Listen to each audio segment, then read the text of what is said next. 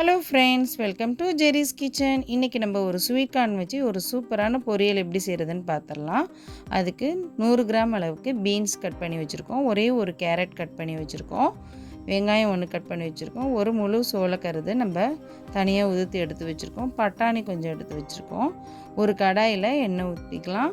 நான் தேங்காய் எண்ணெய் ஊற்றி தான் செய்கிறேன். தேங்காய் எண்ணெய் ஊற்றும் போது ரொம்ப டேஸ்ட்டு நல்லாயிருக்கும். எண்ணெய் காஞ்சதுக்கப்புறம் கடுகு, உளுந்தம்பருப்பு, கடலப்பருப்பு போட்டு நல்லா செவந்ததுக்கப்புறம் கருவேப்பிலை, பச்சை மிளகாய் நான் 1 எடுத்து வச்சுருக்கேன். நீங்கள் காரத்துக்கு தகுந்தாப்பில் சேர்த்துக்கோங்க. வெங்காயம் 1 கட் பண்ணி வச்சுருக்கோம், அதையும் இதோடு சேர்த்து நல்லா வதக்கி விட்டுறலாம். கண்ணாடி பதம் வந்ததுக்கப்புறம் நம்ம கட் பண்ணி வச்சுருக்க வெஜிடபிள்ஸை இதோடு சேர்த்துக்கலாம்.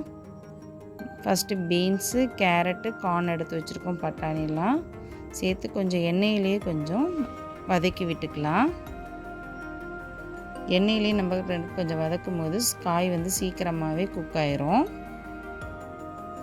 இப்போ தேவையான அளவுக்கு உப்பு சேர்த்துக்கலாம். மஞ்சத்தூள் சேர்த்துக்குவோம். சேர்த்து நம்ம 1/2 டம்ளர் அளவுக்கு தண்ணி விட்டுக்கலாம். தண்ணி ஊற்றிட்டு ஒரு மூடி போட்டு மூடி வச்சுருவோம். காய் நமக்கு நல்லா வெந்து வந்துருச்சு. இப்போ இதுக்கு ஒரு அரைப்பு ரெடி பண்ணிடுவோம்.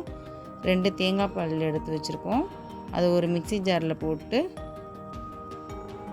1/4 டேபிள் ஸ்பூன் அளவுக்கு ஜீரகம் சேர்த்துருக்கேன்.